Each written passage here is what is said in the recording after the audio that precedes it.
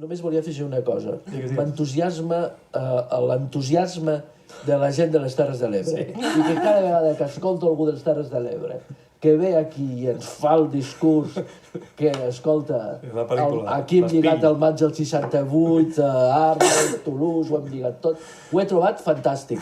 Són d'aquestes injeccions de vitamines que els catalans necessitem urgentment, perquè si no, tot el dia tenim cara de tristos. És la pitjor de les cares possibles. I llavors, què cony hem de parlar de la felicitat? La felicitat és aquest home de les Terres de l'Ebre que ens ha vingut aquí a explicar, content i satisfet, la seva pel·lícula.